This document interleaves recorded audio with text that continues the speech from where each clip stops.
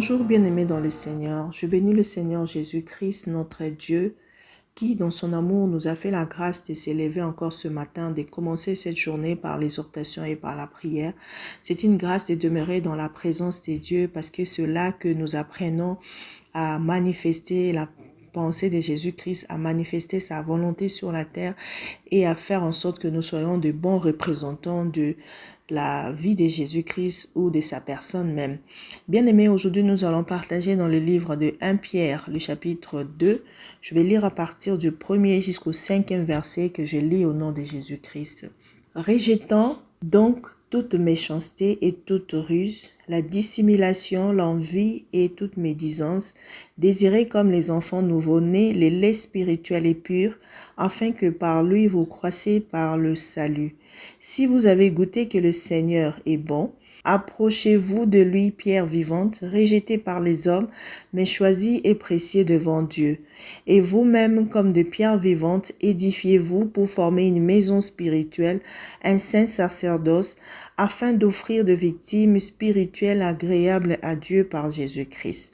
Bien-aimés, dans les Écritures, la Bible nous montre que Dieu a dit « Je mets à Sion une pierre angulaire choisie précieusement, et celui qui croit en elle ne sera point confuse. » Raison pour laquelle nous allons partager aujourd'hui sur celui qui croit en Jésus-Christ ne sera point confus. Tu ne seras jamais confus quand tu crois en Jésus-Christ, parce que Jésus-Christ est appelé la pierre angulaire, c'est-à-dire une pierre vivante, rejetée par les hommes, mais choisie et précieuse devant Dieu.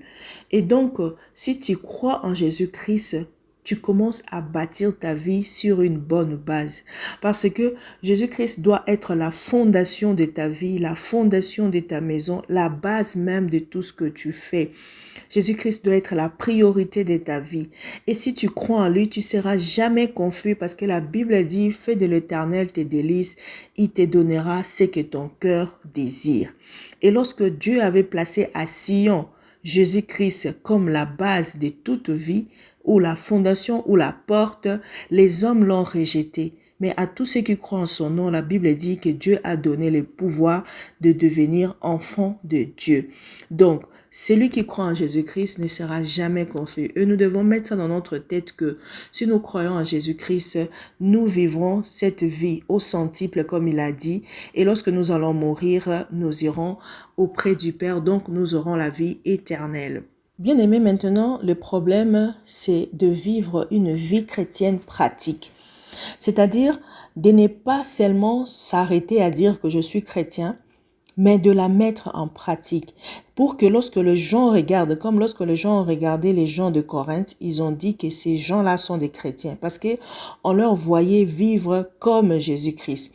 Parce que la Bible nous dit toujours que dans le livre de 2 Pierre, le verset 10, je vais lire. « Vous qui autrefois étiez un peuple qui n'appartenez pas au peuple de Dieu, vous qui n'aviez pas obtenu miséricorde, mais maintenant vous avez obtenu miséricorde. » Donc, parce que lorsque nous étions dans le péché, nous n'étions pas le peuple de Dieu, nous n'étions pas des enfants de Dieu.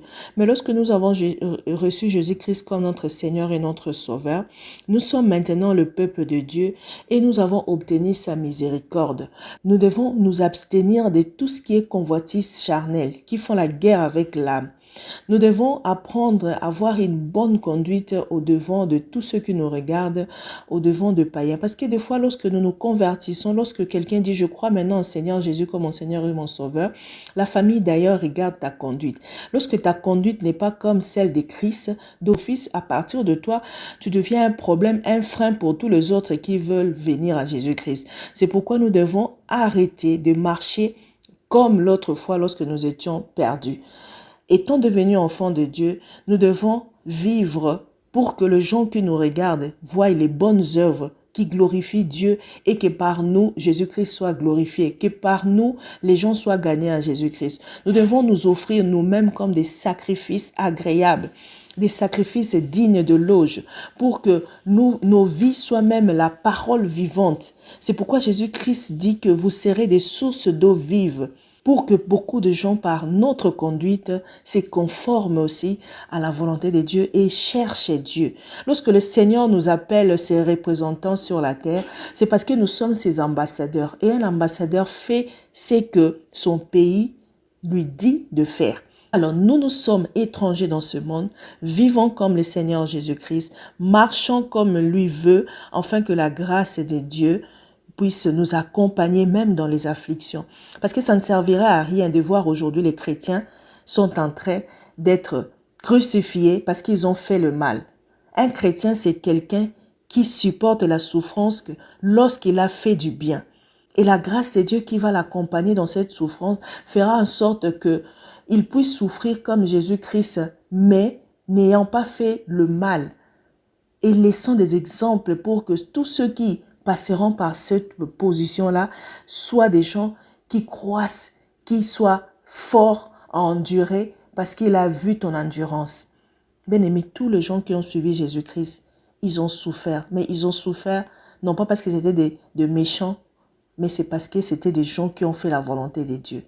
Et dans ce monde, on n'aimera jamais voir les enfants de Dieu marcher comme Dieu.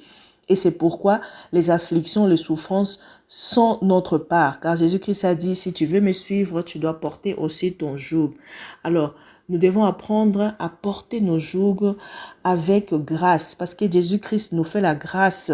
Il a été crucifié comme un pécheur. Il a souffert comme un pécheur. Et pourtant, dans sa bouche, il n'a jamais connu de fraude. Nous devons être aussi pareils. Nous devons arrêter de vivre comme des païens. Nous devons pratiquer la parole de Dieu. Nous devons vivre dans la justice. Nous devons vivre comme des enfants de lumière. Nous ne devons pas nous laisser dans ce monde comme si nous serons toujours dans ce monde. La vie sur la terre est la plus courte vie qui existe. Alors apprenons à marcher dans l'esprit pour ne pas accomplir les œuvres de la chair. Et sachez-le bien que dans toutes les afflictions, dans tous les problèmes, cela va nous donner encore plus la force. Parce que c'est par les épreuves que nous croissons dans la force, nous croissons dans la foi. Et comme la Bible dit ici, si vous avez goûté que le Seigneur est bon, pourquoi allons-nous changer de maître? Pourquoi allons-nous changer de chemin? Car Jésus-Christ est tellement bon. Mais il suffit seulement de comprendre que dans les petites choses qu'il nous demande de faire, nous devons la faire pour que nos vies ne soient pas compliquées. J'ai toujours dit aux gens, si tu compliques ta vie, la vie aussi te complique. Mais si tu prends la vie simplement comme Jésus-Christ nous l'a montré, en marchant dans le bien, en évitant de faire le mal, en connaissant la loi royale de l'amour, en aimant notre prochain comme nous-mêmes, en évitant de faire tout ce qui est mauvais, nous vivons une vie paisible parce que le mal ne sera pas en nous.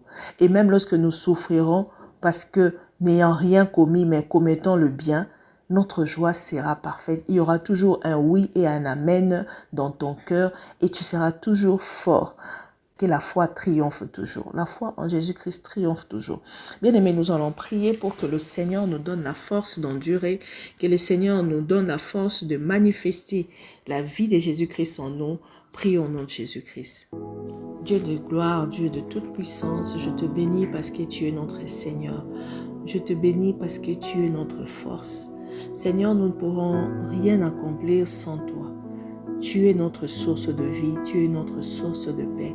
Je viens, Seigneur, ce matin, nous donner, Seigneur, au Dieu en toi. Je viens ce matin avec mon frère et ma sœur, nous réconcilier avec toi dans tout ce que nous avons fait qui ne t'a pas honoré. Seigneur, pardonne-nous. Ne regarde pas nos faiblesses, car nous sommes dans la chair.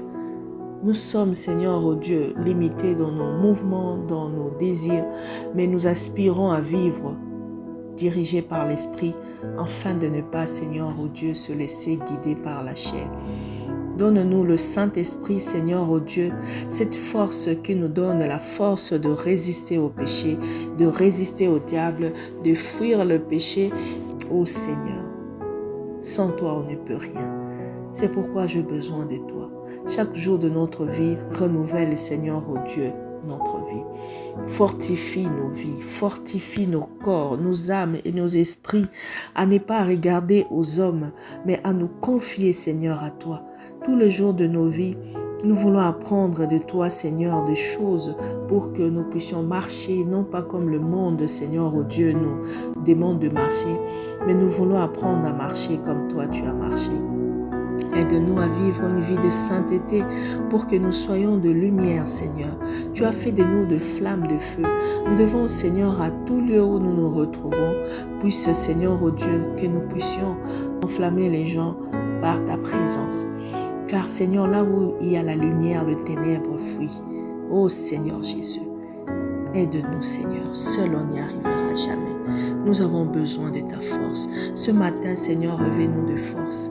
Réveille-nous, Seigneur, ô Dieu, de ton esprit, afin que ton esprit dirige nos pas, afin que ton esprit, Seigneur, et ta parole puissent faire, Seigneur, ô Dieu, notre force.